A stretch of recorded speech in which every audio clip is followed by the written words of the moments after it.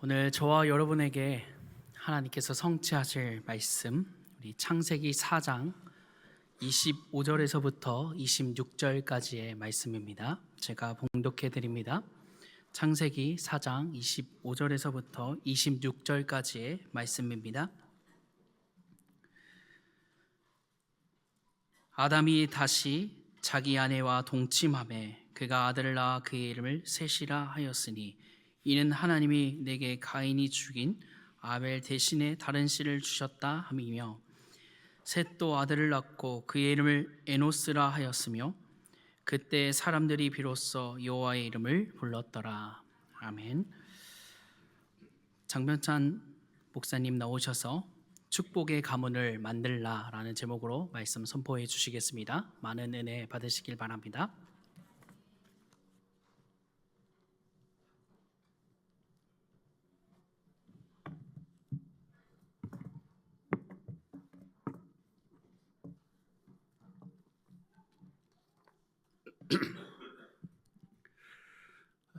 정말 반갑습니다.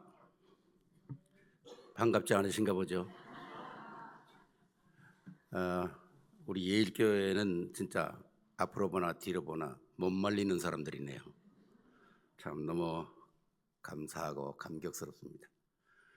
늘 저희 세계로 교회가 우리 예일교회에 너무나 큰 은혜를 받고 있기 때문에 우리 성도님들이 늘 기뻐하고 또 감사하고 또 이렇게 제가 또 올 수 있도록 모든 배려를 또 우리 예일교회에서 해주셔서 늘 감사한 마음 가슴에 담고 있습니다. 하나님께 영광을 돌립니다. 오늘 여러분과의 만남을 통해서 또 주어진 시간 하나님의 말씀을 여러분과 함께 전달하기를 원합니다. 특별히 오늘은 가정의 달인데 계속 가정의 달에 대한 말씀을 계속 선포하고 있지 않습니까? 저도 여러분에게 가정의 달의 메시지를 선포하면서 함께 응답받는 축복의 시간이 되기를 주의 이름으로 축원합니다. 여러분들 제일 좋아하는 게 뭡니까? 명품이겠죠? 그래서 누구나 다 명품을 들고 다니려고 그러지 애를 쓰지 않습니까? 그래서 명품 들고 가는 사람 보면 한 번 더 쳐다보게 되고, 그 명품이라는 게 온 세상에 참 가득 차 있는 게 아니잖아요. 명품은 특별한 것입니다. 그래서 사람들이 좋아하는 거 아닙니까? 뭐 예를 든다면 좋은 차가 많죠. 자동차 지금 요새 얼마나 좋은 차 많습니까? 그러나 그 좋은 차지 그 차를 럭셔리하다 그러진 않아요. 명품이라고 그러진 않습니다. 잘 만드는 차도 얼마나 많습니까? 멋있는 차도 많고. 그러나 그런 모든 차들을 명품이라고 그러진 않아요. 명품이라고 하는 것은 역사와 전통이 있는 것입니다. 예를 들어 벤츠 같은 데는 1884년에 시작을 해서 세계적인 그 명성을 모양도 안 바꿔가면서 세계 명성을 굳혀가고 있지 않습니까? 뭐 그에 많은 또 다른 브랜드도 많겠죠. 뭐 BMW라든가 뭐는 또 뭐 롤스로이라든가 뭐 이런 그 명품들은 그렇게 많이 생산되는 것도 아니잖아요. 뭐 가방도 그렇지 않습니까? 뭐 루이비땅 있잖아요. 그거 그냥 당당하게 들고 다니지 않습니까? 뉴욕 만하탄 34가에 세계에서 제일 큰 백화점 메이시가 있는데 거기 정문에 딱 들어가면 그 오른쪽에 큰 매장이 루이비땅 가게가 있어요. 근데 그건 봐기만 해도 멋있어요. 그 백 자체가 딱 있는 것 자체만 해도 멋있는 거예요. 그래서 사람들이 그거 들으려고 그러는 거 아닙니까? 명품이 이 세상에 많이 있지만 진짜 명품은 누구일까요? 명품은 역사와 전통을 자랑해야 되는데 여러분은 어떤 명품입니까? 에베소서 1장 4절에 보면 여러분은 언제부터 시작됐냐? 창세전에 시작됐다. 창세전에 그리스도 안에서 하나님께서 여러분을 선택하고 오늘 수천 년이 지난 구약의 시대를 정확하게 몇 년이라고는 측정할 수가 없습니다. 한 6천 년 정도 보겠죠. 신약은 이미 2000년이 지났습니까? 적어도 6000년, 7000년, 8000년의 역사를 하나님이 여러분을 선택하셨다는 거죠. 그 역사 속에서 오늘이라고 하는 21세기에 하나님이 이 땅에 여러분을 두셨다는 것입니다. 그럼 진짜 명품은 누굴까요? 명품이라고 해도 극소수를 만들죠. 그러나 똑같은 것이 있습니다. 그러나 여러분은 똑같은 사람이 이 땅에 하나도 없어요. 옆에 분 한번 쳐다보세요. 혹시 똑같은 사람 발견하셨습니까? 뭐 비슷한 사람은 있겠죠. 예. 그러나 똑같은 사람은 이 땅에 아무도 없습니다. 그럼 여러분은 누굴까요?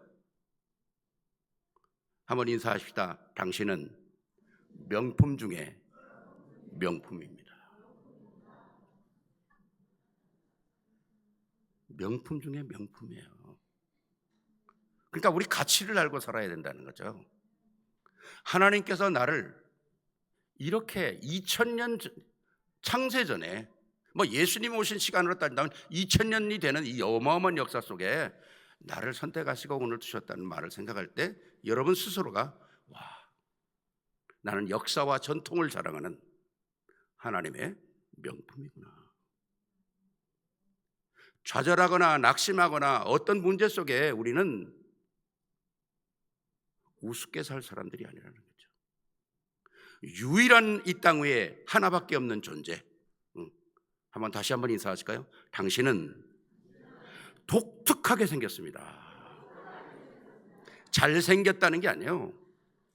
잘생겼다는 말의 기준이 뭡니까? 세상 사람들을 코, 입, 눈, 이마, 몸매 뭐 그것이 괜찮으면 잘생겼다 그러죠. 그러나 그건 세상 기준이죠.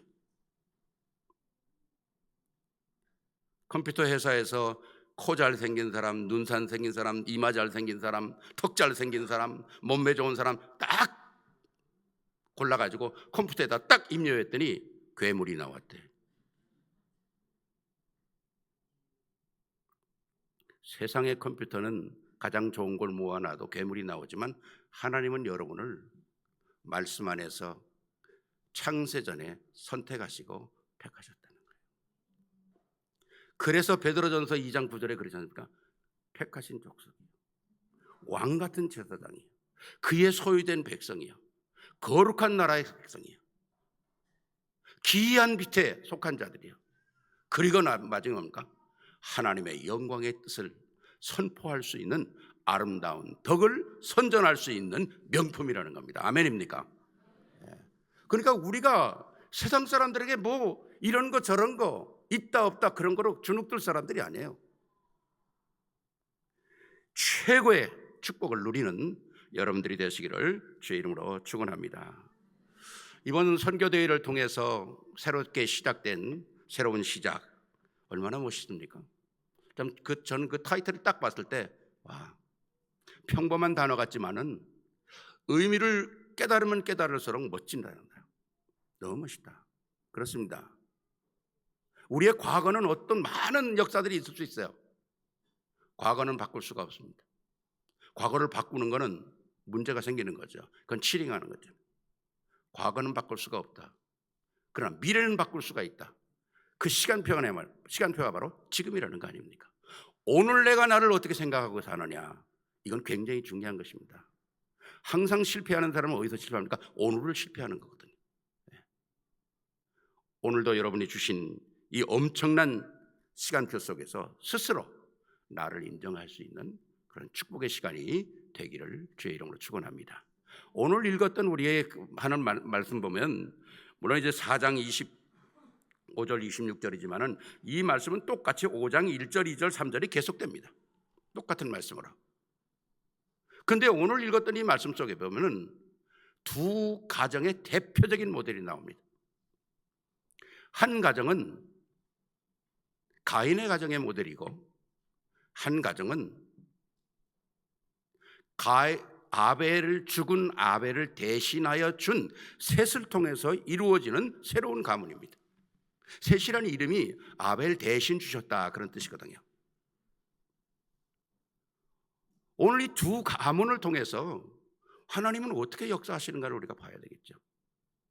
그럼 내가 오늘 어떤 가문에 속해 있는가? 나는 어떤 가문을 이끌어가야 할 것인가를 우리는 꼭 확인을 하면서 정말 하나님의 자녀로서의 멋진 자부심을 갖고 당당하게 사는 여러분들이 되기를 주의 이름으로 축원합니다. 자, 그러면 가치 있는 인생, 시대를 바꿀 수 있는 인생, 어떤 가정입니까? 첫 번째입니다. 축복의 가문을 이루어야 할 것입니다. 첫 번째, 축복의 가문을 이루어야. 내가 이 가문의 축복을 이룰 수 있는, 축복을 이루는 주인공이라는 사실에 대한 자부심을 갖고 있어야 돼요. 왜? 서론으로 말씀드렸잖아요. 얼마나 멋진 사람입니까, 우리가? 얼마나 축복의 사람입니까? 이 스스로를 내가 인정할 수 있어야 되잖아요. 남이 나를 인정해 주는 게 아니라 내가 나를 인정할 수 있어야 됩니다. 그래야 하나님이 우리를 축복하는 거거든요. 제가 작년에 와서 하나님이라 말씀을 드렸는데 하나님이 뭐라고 그랬습니까? 제가 작년에 하나님에 대해서 말씀드렸는데 하나님이 뭡니까? 다 잊어버리셨군요. 그래야 제가 또 하죠. 하나님, 하나밖에 없는 나의 님이라는 겁니다. 우리 사람이 많은 님을 가지고 살아요. 아니요. 첫째 님은 하나님, 하나밖에 없는 나의 님이 하나님이요. 그 안에서 나의 남편, 그 안에서 나의 아내, 나의 자녀가 이루어지는 거죠.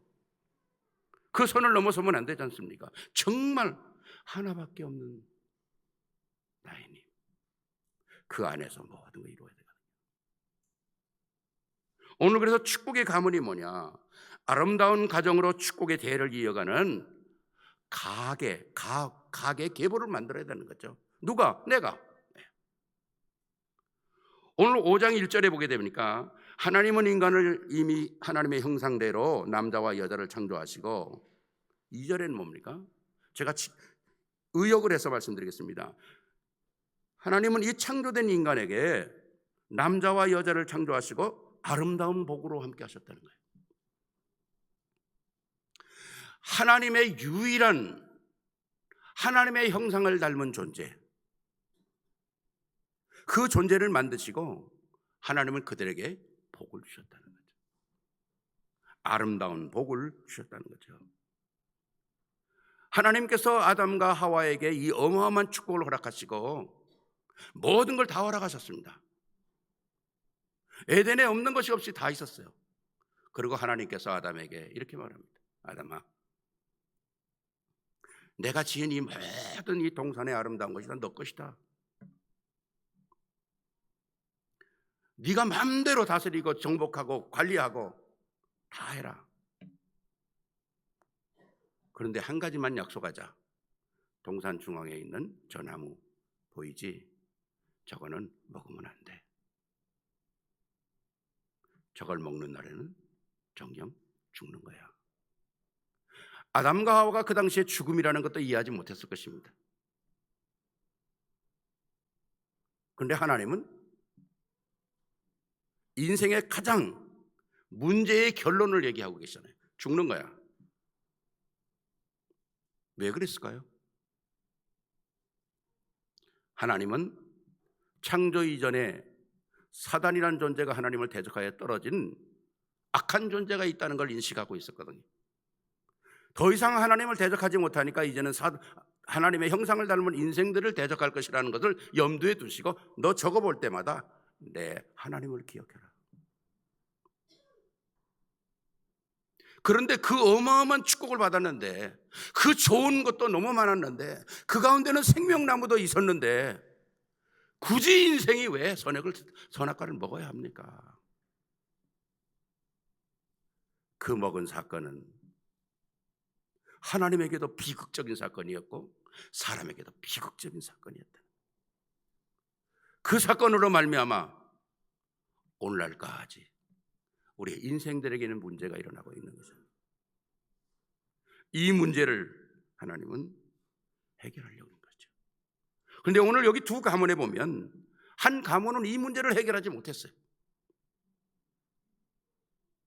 창세기 4장에 나오는 모든 가문 속에 가인은 아벨을 죽이는 사건이 일어났습니다. 저는 그런 생각 한번 해봤어요. 아담아, 내가 그 먹지 말라는 건 먹었냐? 그럼 아벤이 탁 무릎을 꿇고 하나님 잘못했습니다, 용서해 주십시오. 그랬다면 어떻게 됐을까? 근데 그러지 않았어요. 당신이 만들어준 저 여자, 생각과 방법이 다 흑암에 속였어요. 사단이 속인 한마디가 인생을 그냥 무너뜨리고 말았어요. 두 말도 필요 없었습니다. 그런데 오늘날 많은 사람들이 인생의 잘못이 사단이라고 그러잖아요. 저는 그렇게 생각하지 않습니다. 사단이 속인 원인은 될 수 있을지 몰라도 모든 저주의 재앙은 사람에게 온 것이거든요. 문제는 어딘가? 사람이 잘못한 것이죠. 사단은 지금도 속이고 있어요. 그럼 우리는 어떻게 살아야 합니까? 복음 안에 살아야죠. 말씀 안에 살아야죠. 선을 따라 살아야죠. 내가 잘못하고 사단 때문에 했다는 것은 이유가 되지 않습니다. 바로 아담이 그 일을 했거든요. 그 일을 온 결과 인생에는 가인은 아벨을 죽이는 사건이 일어났고, 그 가인을 통해서 난 모든 자손은 실패하는 자손이 되고 말았다는 거죠. 그래서 하나님은 새로운 역사를 시작하는 거 아닙니까? 오늘 5장 3절에 보니까 자기 모양 곧 자기의 형상 같은 아들을 낳아 이름을 셋이라 하였다는 거.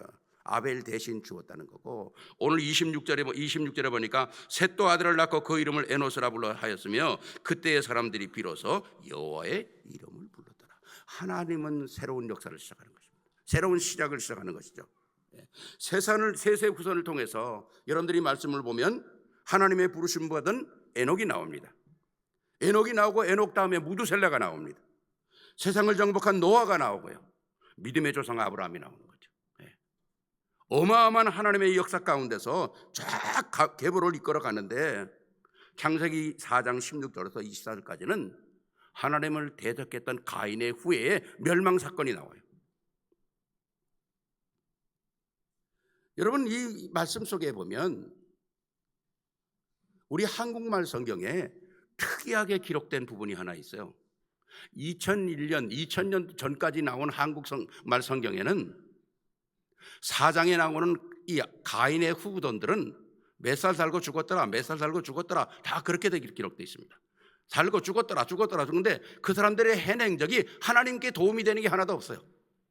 다 자기 멋대로 살다가 갔어요. 그러니까 죽은 거예요.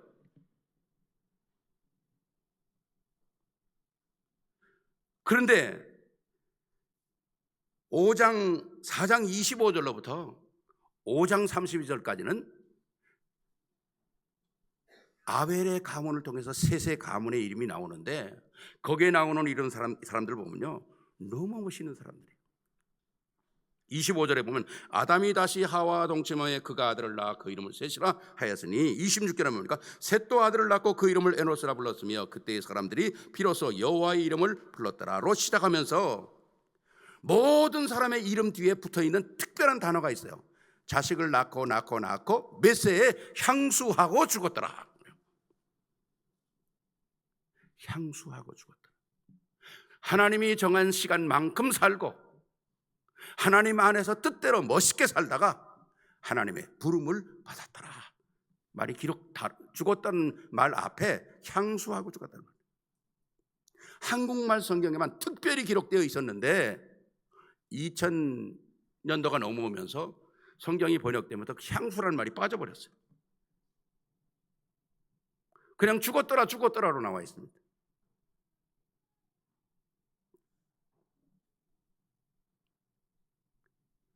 그래서 하나님은 이 어마어마한 역사를 이끌어오면서 창세기 12장에 아브라함의 역사를 시작하지 않습니까? 창세기 12장 1절로 3절을 보니까 너는 너의 본토 친척 집을 떠나 내가 지시할 땅으로 가라. 내가 너로 큰 민족을 이루고 내게 복을 주어 내 이름을 창대케 하리니 너는 복의 근원이 될지라. 너를 축복하는 자에게 내가 축복하고 너를 저주하는 자에게 내가 저주하리라. 그리고 뭡니까? 마지막에 땅의 모든 족속이 너를 인하여 복을 얻을 것이라. 이것처럼 큰 축복이 어디 있습니까? 여러분, 아브라함이 누굴까요? 아브라함은 우상 섬기는 사람이었어요. 아버지가 우상 만드는 사람이었으면 되라. 아니 우상 섬기는 사람도 저주를 받는데 우상 만드는 사람은 어떻게 되겠어요? 그건 망하는 거죠. 그리고 아브라함이 사는 동네가 뭡니까? 무슨 동네였죠? 그리스도밖에 모른다니까 이분들은. 아브라함이 살던 동네가 갈대아 우르예요. 그래서 제가 그렇습니다. 복음 없으면 갈 때까지 아주 가면 우르르 망한다고.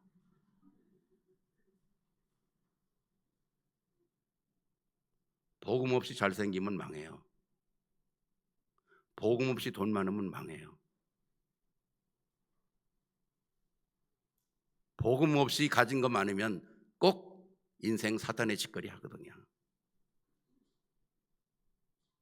그래서 하나님은 영원한 그냥 갈 때까지 망하는 아브라함을 불러서 아무것도 없는 아브라함을 불러서 이 어마어마한 축복을 하시는 거예요. 이게 가문이 받는 축복 아닙니까? 그 중에 우리가 잘 아는 언약적인 축복이잖아요. 내가 지시할 땅으로 가라. 어디로 가는지 가르치면 내가 지시할 땅으로 가라. 내가 인도하겠다는 겁니다. 너는 복의 근원이 될지라. 복 받는 것도 괜찮은데 복의 근원이 되는 게 어마어마하잖아요. 너로 말미암아 대표적인 축복 아닙니까? 내 씨로 말미암아 영원히 후대가 복을 받는 기념비적인 축복 아닙니까? 불가항력 당할 자가 없다는 거죠. 이런 축복이 여러분의 것이 되기를 주의 이름으로 축원합니다. 이게 어마어마한 거죠. 복음 안에 있다면, 언약 안에 있다면 하나님은 이 축복을 오늘 우리에게 예비하고 계신다는 거예요. 왜? 하나님이 준비하신 거니까. 준비하신 하나님의 축복을 누구에게 나눠주겠습니까? 불신자들에게 주겠습니까? 불신앙하는 사람들에게 주겠습니까? 생각만 맞춰도 되는 거거든요. 조금만 생각해도 되는 거예요. 그게 바로 축복의 가문을 만드는 거라는 거죠. 그러니까 내가 오늘 첫 번째 대지에 내가 이 가정을 축복의 가문으로 만드는 대열에 가장 앞장선 사람이구나. 제가 어떤 청년하고 하면서 우리 믿음의 조상들이 있다는 게 얼마나 축복이냐 그랬더니 저보고 그러더라. 목사님, 저는 믿음의 조상이 없어요. 저는 제가 참 우리 집안에서 제일 처음 예수를 믿는 사람입니다. 그래. 그래서 제가 그랬어요. 너는 더 큰 축복을 받았다. 네가 가문의 조상이 되는 거잖냐. 물론 부모들의 기도가 있었는 것도 좋은 거지만은 아브라함 전에 누가 아브라함을 위하여 기도한 사람이 있었냐? 없었다. 아브라함이 언약 잡으니까 하나님은 아브라함이 못 깨달으니까 하나님께서 아예 실제로 교육을 시키냐? 야, 너 자손이 땅에 모래 같을 거야, 하늘의 별과 같을 거야. 그거 못 알아듣는 거예요, 아브라함이. 너무 엄청나니까.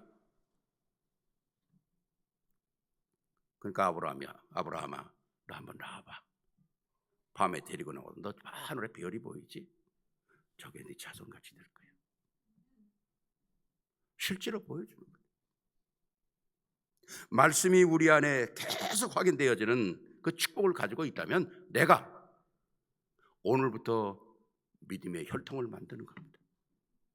밀통의 이 언약의 가문을 만드는 거거든요.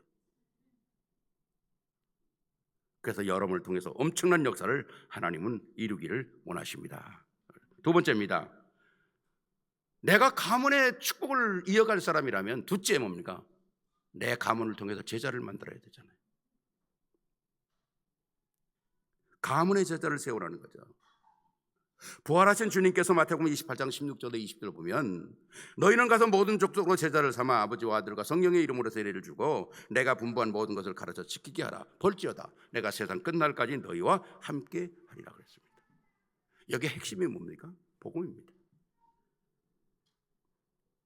오늘 우리가 가장 중요한 것은 가정에 끊임없이 흐르는 물줄기가 있어야 되는데 그게 복음이라는 겁니다.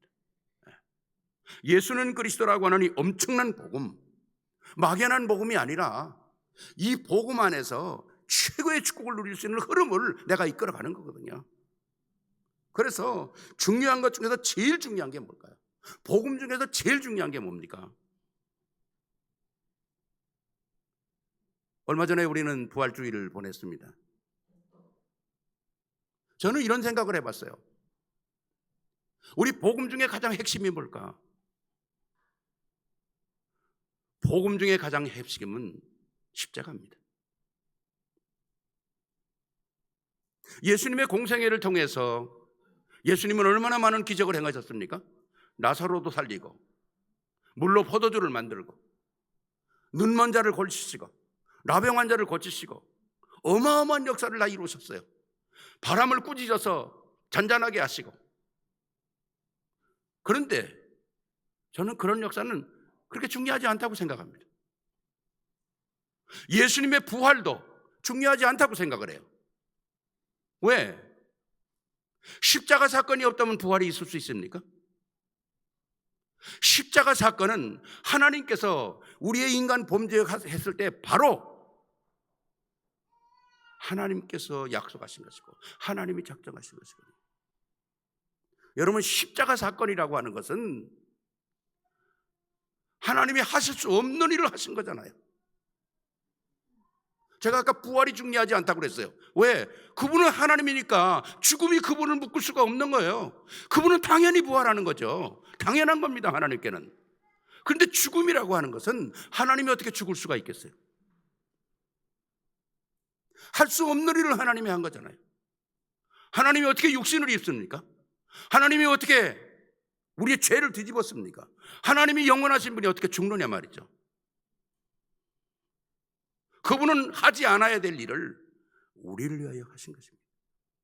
그러니까 십자가 사건은 복음의 핵심이요, 능력이요, 영원한 거라는 거죠.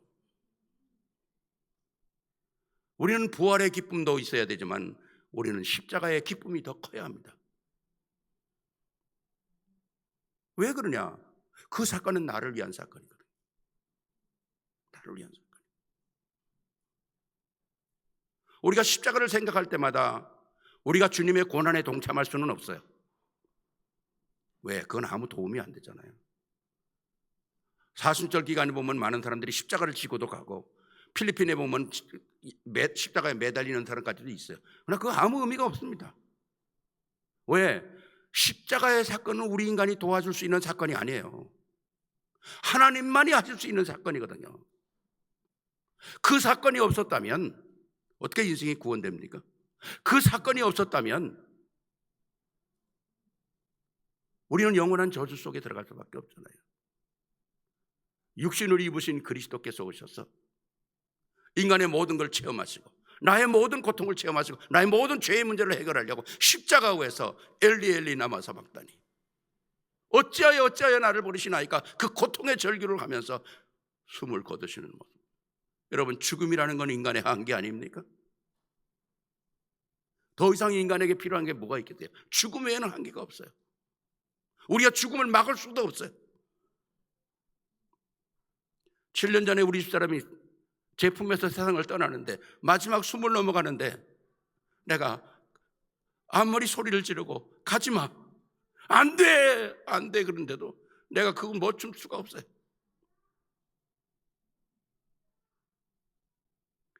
그게 바로 인간의 한계 아니겠습니까? 그 한계를 극복할 수 있는 분은 딱 한 분, 그리스도밖에 없다는 것입니다. 그러니까 우리의 복음은 영원한 이 문제를 해결하는 그리스도, 여기에 우리의 감사가 있는 거고, 여기에 우리의 감격이 있는 거거든요.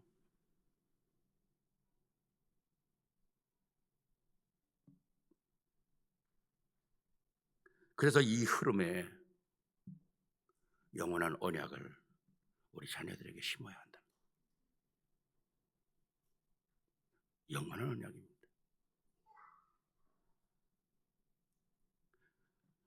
제가 자주 이렇게 만나고 그렇습니다만, 우리 에스더 사모가 저희 교회에서 키웠던 그런 자녀들이 있어요. 근데 지금은 다 커서 신앙생활 잘 합니다만, 그 중에 한 분의 학생이 베로니카라고 하는 애가 있는데, 그 어머님이 항상 저한테, 지금은 그분이 어머니가 치과 의사인데 이제 제 치아를 이렇게 늘 담당해주고 그러거든요.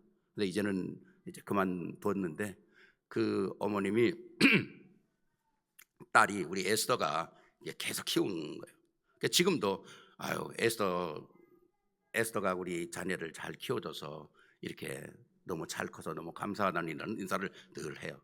근데 이제 걔가 어려서 중학교 때 생일을 맞았는데 부모님은 불신자니까, 그러니까 얘가 생일 선물이 제일 좋은 게 뭘까 그래가지고 십자가를 사다 준 거예요.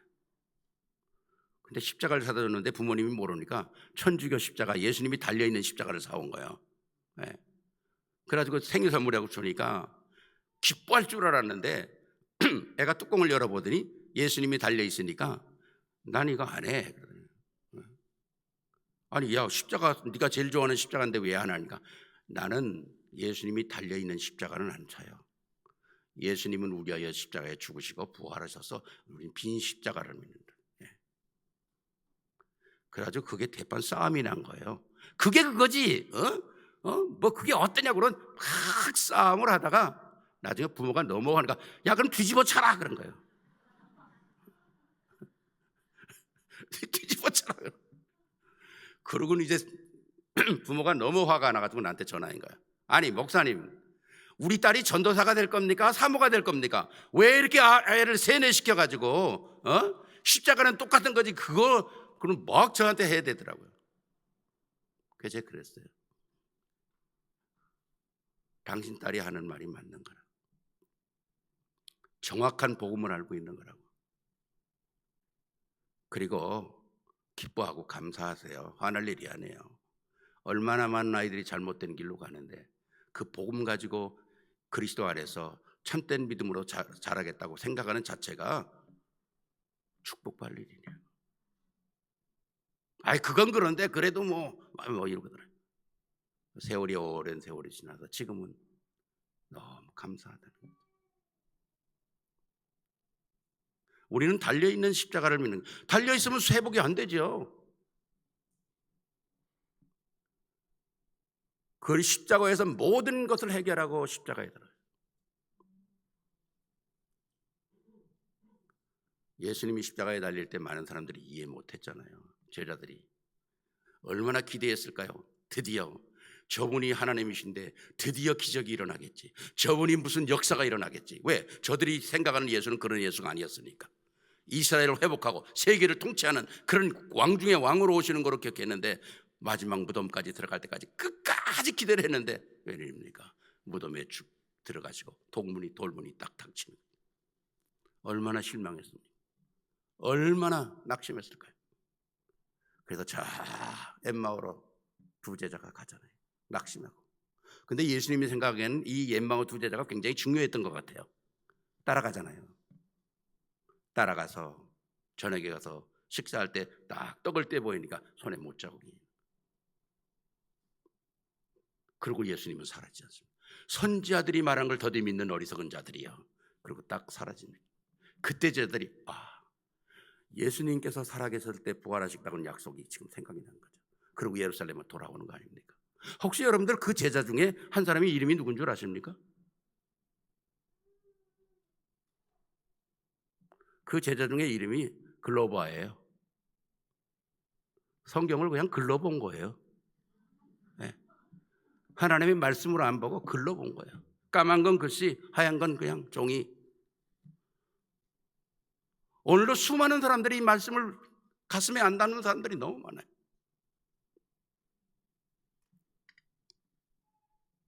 우리는 이 어마어마한 시대의 흐름 속에 하나님의 언약을 우리 가문에 심어야 합니다. 유명한 말이 있지 않습니까? 1년을 즐거워하려면, 같이 합시다. 1년을 즐거워하려면 꽃을 심어라. 10년을 즐거워하려면 나무를 심어라. 100년을 즐거워하려면 사람을 심어라. 영원을 즐거워하려면 뭘 심을까요? 복음을 심어라. 복음은 영원한 것입니다. 이 복음을 내가 알았다면 다른 사람보다도 내 자녀에게 심어야 된다. 내 가정에 심어야 한다는 겁니다. 땅끝이어야 됩니까? 지구 끝이 땅 끝이 아니라고 저는 그렇게 생각해요. 땅 끝은 내가 땅 끝이에요. 모든 족속은 뭡니까? 내 안에 들어있는 거예요. 내가 복음을 누리지 못하는데 어떻게 복음을 누리는 걸 전달합니까? 내가 깨닫지 못한 복음을 누구에게 말을 합니까? 오늘 본문의 말씀은 계속 나오지 않습니까? 누가 누구를 낳고 누가 누구를 낳고, 오늘 18절 보니까 야렛이 162세에 에녹을 낳고 에녹을 낳은 후에 600년을 지내며 자녀를 낳으며 962세를 향수하고 죽었더라. 21절에 에녹은 65세에 무드셀라를 낳고 무드셀라를 낳은 후에 300년을 하나님과 동행하며 자녀를 낳고 365세 향수하고 죽었더라. 24절에 무드셀라는 969세를 살았고 27절에 그 집안에 확실한 제자를 키웠는데, 누구를 키웠습니까? 무두셀라는 뭡니까? 다음 사람이 누구예요? 노아입니다. 노아 때 얼마나 세상이 혼돈하고 더러웠으면 하나님이 심판해 버렸잖아요. 후회하셨잖아요, 하나님이. 그런데 무두셀라가 960까지 살 이유가 있었어요. 왜? 노아를 훈련시켜야 되니까. 노아를 방주를 만드는 그 시간표에 노아를 도와야 되니까, 후대를 키워야 되니까. 노아가 방주 만드는 그 시간표에 무두셀라가 죽습니다. 왜? 자기의 사명을 완성했으니까. 엄청난 거죠. 노아가 사는 시대, 여러분들이 성경이 우리가 말하는 네피림 시대라 그러는데, 노아는 뭡니까? 악한 중에 가장 악한 시대였어요. 그때 하나님께서 노아를 불러서 시대를, 여러분들 이사야 5장 20절에 보면 이런 말이 있어요. 악을 선하다 하며 선을 악하다 하며 흑암을 광명으로 삼으며 광명을 흑암으로 삼으며 쓴 것을 단 것으로 삼으며 단 것을 쓴 것으로 삼는 자들은 화가 있을지어다. 이게 이스라엘 망하기 직전에 있었던 일입니다. 이스라엘이 바벨론에 망하기 직전에 옳은 걸 그르다 그러고 그른 걸 옳다 그러고 빛을 어둠이라고 그러고 어둠을 빛이라고 했던 시대. 그게 바로 창세기 6장 시대 아닙니까? 아니면 오늘 우리의 시대 아닙니까? 노아가 이 시대에 하나님의 명령을 받고 노아를 방주를 이루는 100년 동안에, 원래 하나님은 약속은 120년 동안 했지만은 20년이라는 세월을 감축하셨어요, 하나님께서. 혹시라도 감당하지 못할까 봐. 무두셀라를 통해서 노아의 계속 신앙을 후원하면서 노아를 방주짓게 만든 거죠. 엄청난 것이죠, 엄청난. 노아라는 이름을 아시죠? 노아라는 이름을 아세요? 왜 노아입니까? 흑암과 죄악이 가득한 그 시대에 노아는 하나님의 은혜를 입었더라. 가문을 이끌어가는 사람이잖아요. 그러니까 노아는 세상과 타협하지 않았어요. 그러니까 세상은 하나님께는 아멘이거든요. 엄청난 거죠. 워싱턴의 주 목사님이 아들 낳고 나한테 목사님 이름, 우리 아들인데 이름 하나 줘라, 노아라고 줘라 그랬어요. 세상을 향하여는 하나님을 향해서는 아멘. 오늘 우리가 이 어마어마한 복음의 언약의 가치를 붙잡고 있는데 한번 생각해 보십시다. 아버지 에녹으로부터 계속 동행하면서 하나님의 약속을 보고, 에녹은 하나님과 동행했다고 그러지 않습니까?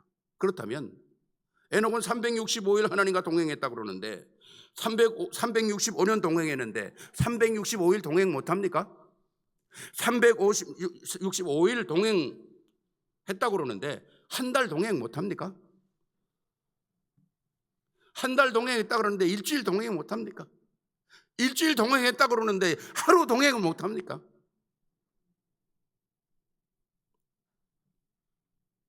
한 시간 하루하루가 다 역사. 오늘 이 말씀 속에 보면요, 아버지의 이름들이 쫙 기록되어 있어요. 노아, 무두셀라, 에녹, 다 아버지의 이름들이에요. 혹시 여기에 보면 아버지가 책임이 있으니까 우리 엄마는 책임이 없다, 혹시 그런 사람 있습니까? 혹시 엄마는 책임이 없네?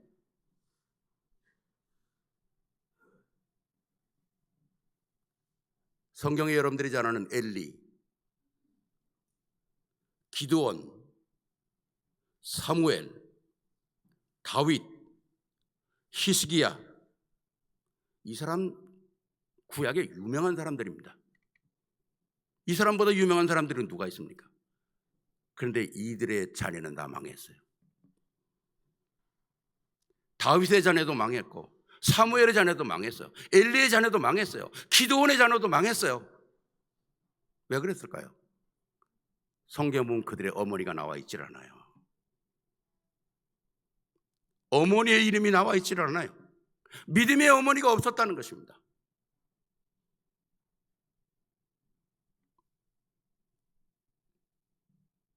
그렇기 때문에 우리 안에 이 가게에 흐르는 이 어마어마한 복음의 비밀은 나 한 사람 아버지의 책임이 아니라 아버지와 어머니가 함께 지고나갈 책임. 언약 속에서. 아멘입니까? 이 언약이라는 게 그래서 하나님께 맺어진 이 부부라는 건 어마어마한 겁니다. 어마어마한 거야. 내 가문에 이 언약은 누구에게? 바로 내 자녀에게 성취신 거예요. 가장 가까운 자녀가 제자가 되어야 되는 거 아니에요. 세 번째입니다. 그렇다면 우리의 이 축복을 통해서 내가 받은 가문의 시작이 그리고 나를 통해 이루어진 우리 후대의 가문이 영원해야 될 거 아닙니까? 영원한 축복을 누리는 가문이 되어야 되는 거죠. 이게 나의 삶입니다. 삶.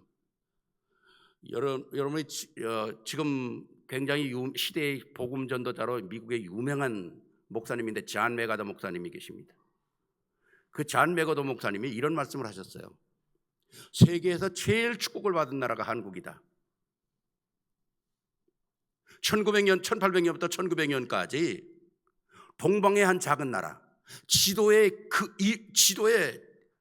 나와 있지도 않던 나라에 1500명이라고 하는 선교사가 쏟아져 들어가서 이 나라를 개혁했다는 거예요.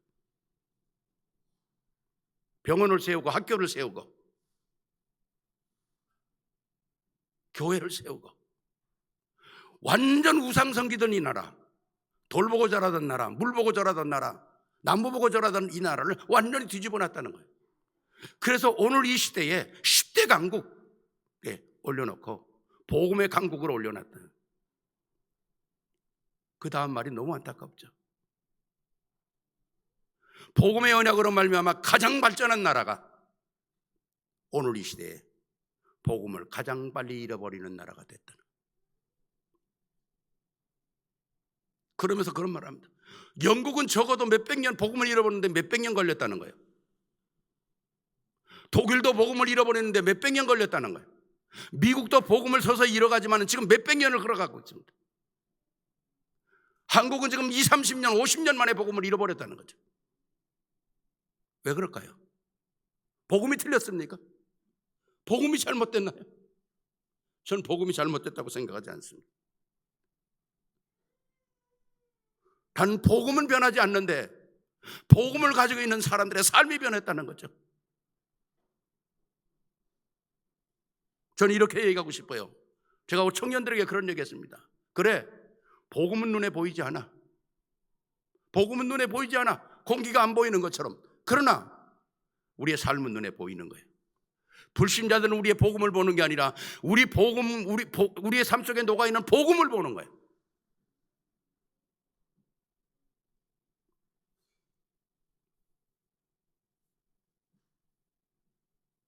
그렇기 때문에 우리 가정에 이 복음이 녹아 산다는 건 너무너무 멋있는 거예요.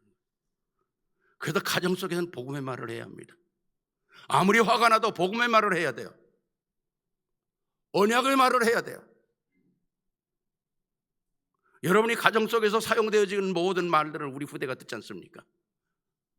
우리 후대는 본대로 하는 게 아니라 배운 대로 하는 게 아니라 본대로 하는 거예요. 저도 제 속에 보면 나이가 이제 70이 넘었는데도 내 아버지 속에 싫어하던 거, 내가 어렸을 때 우리 아버지 보고 참 우리 아버지 왜 저러지? 그랬던 게 내가 문제가 생기면 내 속에서 나오는 거예요. 내 속에 있다니까요. 왜? 내가 봤기 때문에, 들었기 때문에. 내가 복음 속에서 나 하는 모든 행동들이 나의 가문 속에 흘러간다는 겁니다. 다음 세대에 흘러간다는 거예요. 그래서 우리 가정에는요, 항상 멋있는 말, 힘 있는 말, 능력 있는 말, 은혜의 말 해야 된다는 거예요. 아멘입니까?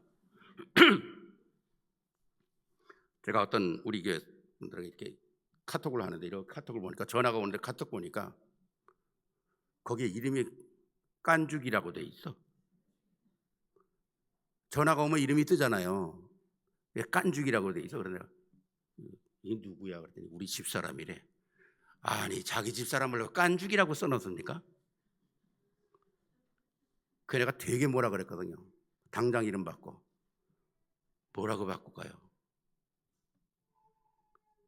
세상의 최고의 미인 바꿔라. 이름 바꿔라. 나를 설레게 하는 사람, 그걸 바꿔라. 기다리는 사람 바꿔라.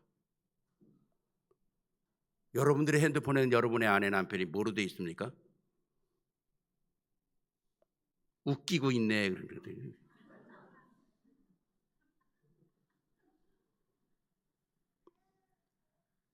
여러분, 술 중에 가장 센 술이 무슨 술입니까? 예? 예? 맞아요. 세상에서 가장 센 술이 입술이에요.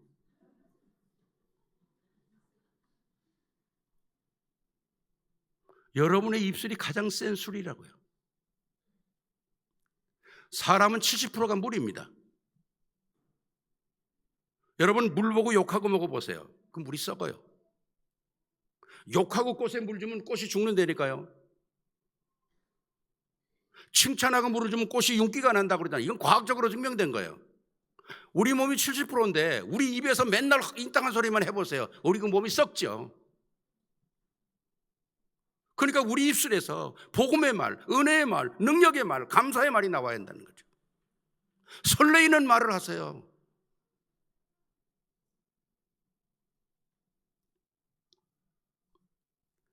부부간에 하는 모든 말들을 우리 자녀들이 듣고 있지 않습니까? 최고의 축복의 말들을 담고 하는 그 역사가 바로 하나님께서 우리 쓰시는 겁니다. 특히 가정의 달에 저희 할머니죠. 저희 할머니가 제가 중학교 3학년 때 세상 떠나셨는데, 우리 할머니는 8살에 결혼했대요. 우리 할아버지하고. 왜냐하면 그 어렸을 때는 그 중국의 청나라 사람들이 결혼하는 여자는 자꾸 밤에 와서 잡아갔다는 거예요. 그러니까 결혼을 일찍 시켰다는 거죠. 그러니까 그땐 8살이라도 여자들은 굉장히 철이 들었던 것 같아요. 남자들은 덜 철이 들어서 결혼을 했는데 우리 할아버지가 맨날 밤마다 오줌을 싸는 거예요. 그러니까 뒷뜰 안에 그 장독 이제 부셔서 엎어놓은 장독 위에다가 우리 할아버지를 올려놓으면 하루 종일 거기서 높으니까 못 뛰어내리고 운대는 거죠. 그럼 저녁에 가서 또 쌀 거야 안 쌀 거야? 안 싼다고 다짐하고 그다음에 내려놓는다는 거예요. 그리고 저녁에 자면 아침에 또 쌌다는 거죠. 그러셨는데 여자는 그때는 공부를 안 시켰잖아요. 근데 황해도에 장보러 갔다가 선교사를 만나가지고 예수를 만난 거예요. 아, 조상 섬기는 게 귀신 섬기는 거구나. 그리고 집에 와가지고 그때는 대대로 내려오는 항아리에 조상들의 그 머리카락 모를 다 담아가지고 이렇게 천반 위에 올려놨다는 거예요. 그걸 꺼내가지고 가운데 넣고 속여놓고 불질러 버렸다는 거예요. 그래서 며느리가 그 짓을 했으니 어떻게 되겠습니까? 저녁에 식구들이 들어와가지고 그냥 며느리를 두들겨 패가지고 우리 할머니는 평생 오른쪽 귀가 먹었어요. 근데 이 할머니가 할아버지 공부하는 서당에 물동이 미고 걸어가면서 이렇게 창문으로 들여다보곤 한글을 하나 외워가지고 가서 물 길러 오면서 또 하고 한글을 하나 외워가지고 그러고 와서는 집에 와서는 부엌에서 바가지 큰 거 뒤집어 쓰고 스스로 한글을 막 연습을 하는 거예요. 그래서 한글을 완전히 다 깨우쳤습니다.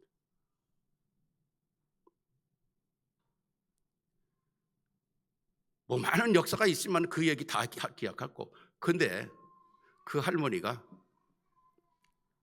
한국 기독교 90년 여성사 그 책에 보면 한국 최초의 주일학교 한글 선생 거기에 저희 할머니 오신일이라고 기록되어 있어요. 그 매 맞아가면서 한글 공부한 그것이 주일학교 최초의 여자 주일학교 한글 선생이었다. 그 할머니를 통해서 우리 가문에 복음이 들어오고, 우리 가문을 통해서 이북에서 이남으로 내려오고, 저희 가문에 목사만 30명이 넘습니다. 그 할머니의 기도를 통해서.